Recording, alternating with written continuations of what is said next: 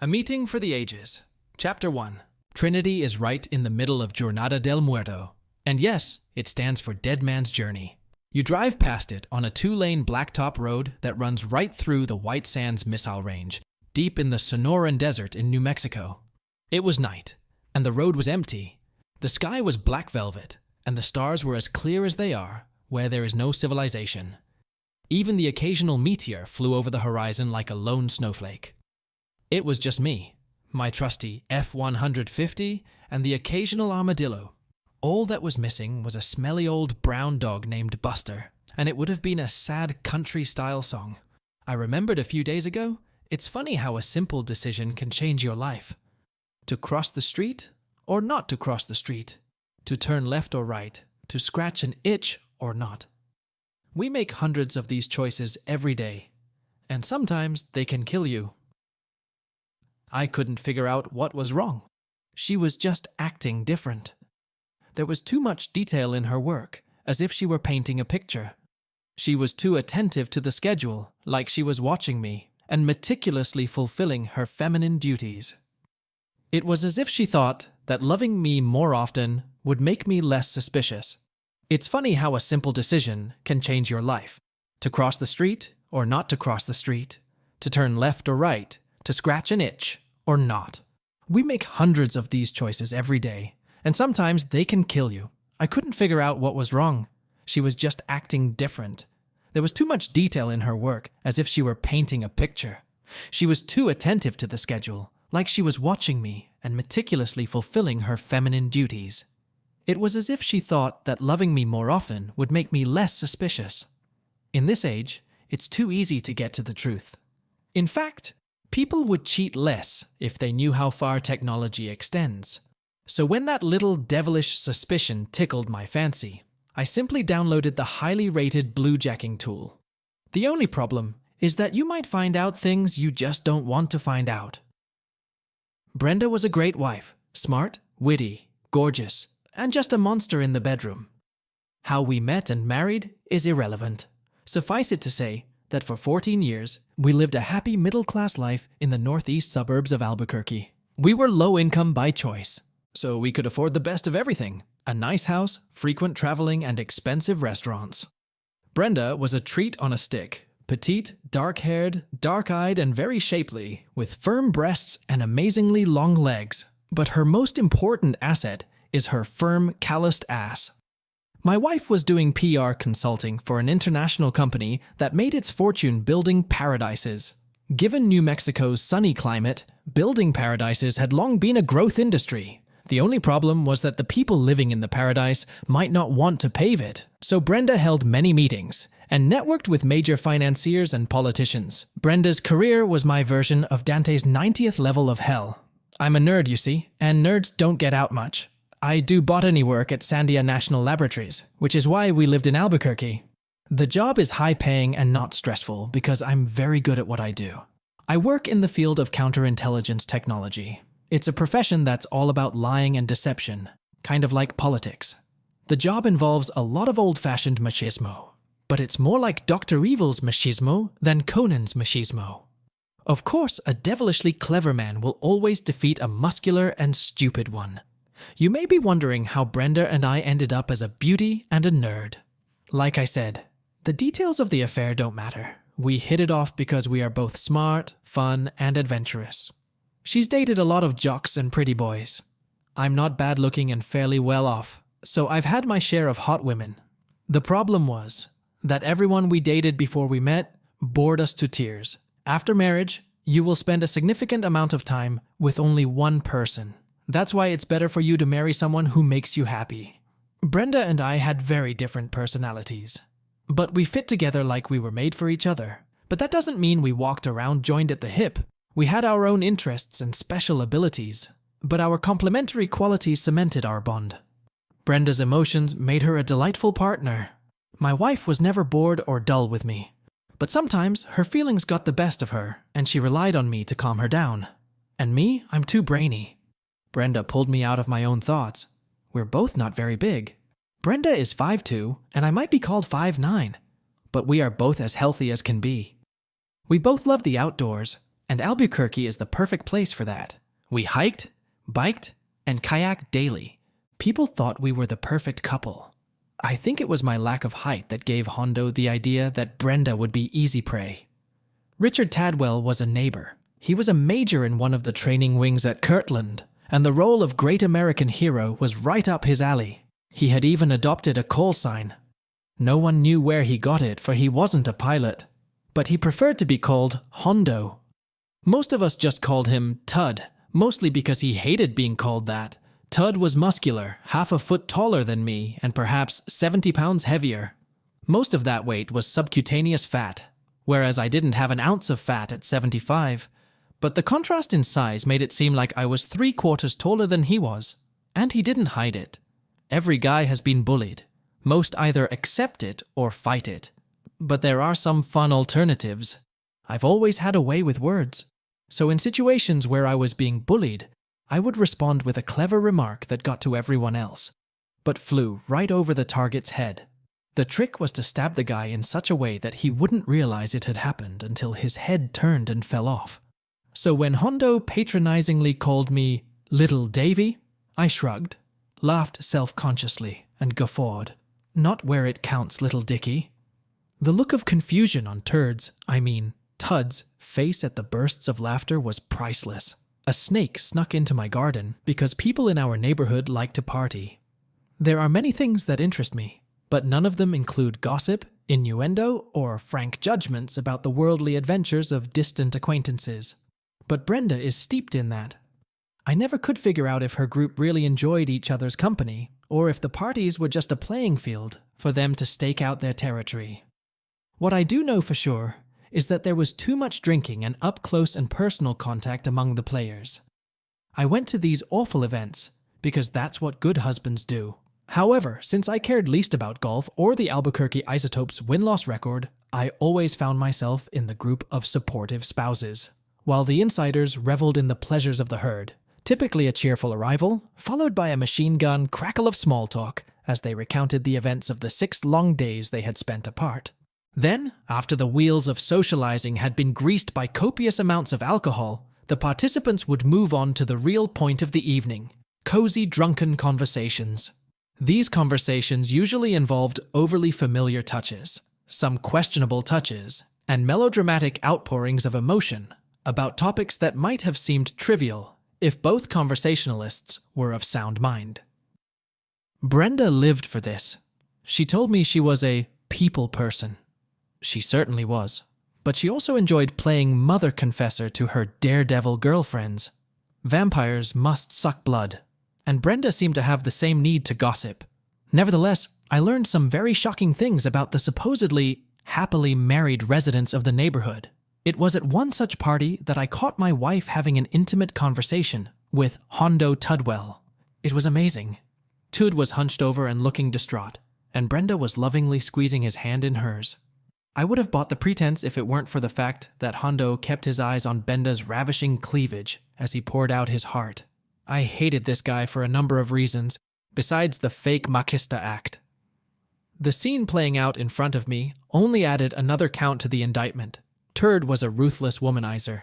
He told anyone who was foolish enough to ask that it was his privilege as the alpha male in the herd.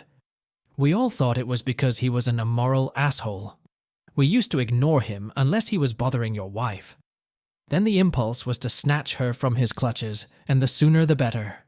So I said nonchalantly, though I was seething inside, "Come on, Brenda, it's late." She looked up, anger flashing across her face, and she replied, "Can't you see we're discussing something important, Davy?" Now that was a new, very different reaction. Turd saw that he had been divorced. Therefore he began to grieve nobly. He said, "No, Brenda. You have been a great help to me. You need to go home to your husband." Then he patted her hand sadly, got up and wandered back into the seething mass of people, dragging the broken and defeated behind him. St. Brenda was distraught all the way home. It seems Turd's wife, the woman he had loved since their days at Texas A and M University of the Arts, had started grooming him, and he was depressed. They were the perfect couple.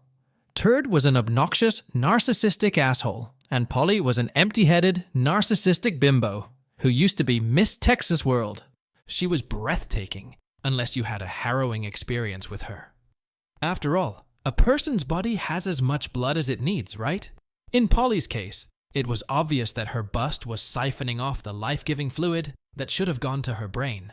However, with a face and body like hers, it didn't matter. But I digress. Turd spied Brenda in a dark corner to ask her for advice. When I stumbled into their cozy sit-down, Brenda was helping Dickhead deal with grief. I didn't believe it for a minute, but Brenda loves heartwarming melodrama, and she was unhappy that I'd broken up her little tete-a-tete. According to St. Brand, Turd has revealed dirt on Polly, and it's killing him. Any sane person would have immediately said that was nonsense. Turd was as elusive as Pepe Le Pew in his relentless pursuit of everything in a dress. So he had plenty of his own excursions off the reservation. But Brenda bought Turd's story. In the ensuing argument, Brenda tried to justify her willingness to listen to this smug goon by telling me that he was actually a very sensitive person, hiding under all that glitter. Of course, that remark opened up another front. I said hotly, "And how do you know anything about what may or may not be lurking beneath Tadwell's teenage appearance? Have you ever spent any time in his treehouse?" Brenda had the nobility to look embarrassed. She said, "Well, he came by a couple times to talk to you, but you were never around him." It hit me right between the eyes. It's not like Turd was even trying to be subtle. I said, "Did it ever occur to you that you might be his target?" Brenda was genuinely puzzled. She said, "Why does he want to talk to me? You're the one with the big government powers." He said he had something to discuss about clearances. Talk about ignorance. I said, "Look, Brenda, you're the most beautiful woman on the block. Every guy on the block thinks so." Brenda gave me a typically feminine look that told me she liked to hear that. But she didn't like hearing it from me because it created fertile ground for jealousy. I continued. The camel was just trying to find out how far under the tent he could stick his lips. I hope you didn't invite him in. She looked worried. She said, "Several times he asked if he could come in and wait for you, but he didn't stick around." I asked, sounding even more disgruntled. "How many is a few? And why wasn't he there when I arrived?" Brenda looked like something was starting to get through to her. She said, "Well, for the last month, it's been 3 or 4 times a week in the afternoon. He stops by on his way home from Kirtland, but you're always at work. He waits for a while and we talk, but he has to go home or Polly will worry." I laughed out loud and said, "That's the biggest shit I've ever heard. Since when did Tudwell give a shit what his wife thought?" Brenda looked at me indignantly and said, "He treasures his marriage very much. He tells me over and over how lucky we are to have each other. He wishes he had what we have. That's why I was so supportive when he told me about Polly's infidelity." I said angrily, "He wants some of what I have, and he better keep it just a wish. From now on, tell Hondo to call me if he needs to talk. I don't want to catch him alone with you." Brenda said, getting very angry, "You don't get to tell me what to do. This isn't the Dark Ages." The discussion was traveling down a dark and dangerous road, so I said, "For the sake of compromise, if he shows up again, just call me at work. I guarantee I'll be there in less than 10 minutes. I knew that would chase the varmint away. Needless to say, we had no relationship that night, and for weeks afterward. However, we did love each other, and eventually the ice melted. By the end of the month, we had both completely forgotten about it.